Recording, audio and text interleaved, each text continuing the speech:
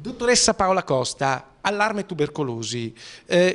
Quante sono le notifiche di casi di TBC che avete registrato quest'anno rispetto agli anni scorsi? C'è una recrudescenza? Allora, ad agosto del 2018 noi attualmente abbiamo avuto 20 notifiche di casi di TBC, confrontati con i 39 del 2017 e con i 32 del 2016. Quindi 32 nel 2016, 39 nel 2017, già 20 ad agosto di quest'anno, per cui in proiezione siamo sulla quarantina anche per il Sì, 2018. direi che grosso modo rimarremo entro questi numeri. Dottoressa, c'è allarme anche per la possibile fuga di ricoverati o comunque di malati che hanno finito la terapia in ospedale, che hanno cominciato quella ambulatoriale.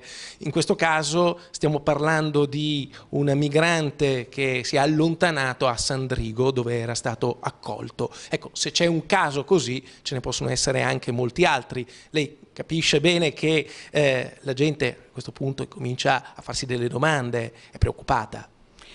Non metto in dubbio che possa esserci una preoccupazione, mi sento però di doverla sedare e calmare perché non ha da essere questa preoccupazione, è un caso isolato, un unico caso, che si è allontanato di sua volontà dalla struttura di accoglienza in cui era da circa un anno, sono più di un anno, che era stato dimesso all'ospedale dopo una negativizzazione della sua situazione, quindi di non contagiosità.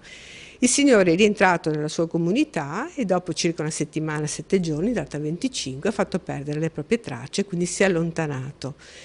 La cooperativa Avrebbe dovuto invece continuare le per la cure sua in ambulatorio. Esatto, avrebbe dovuto continuare le cure presso il servizio di pneumotesiologia territoriale per un proseguo di terapia che nel caso di tubercolosi dura all'incirca 6 mesi, se non di più. Credo che però a questo punto potrebbe avere un ritorno della malattia, non avendo concluso le cure ambulatoriali.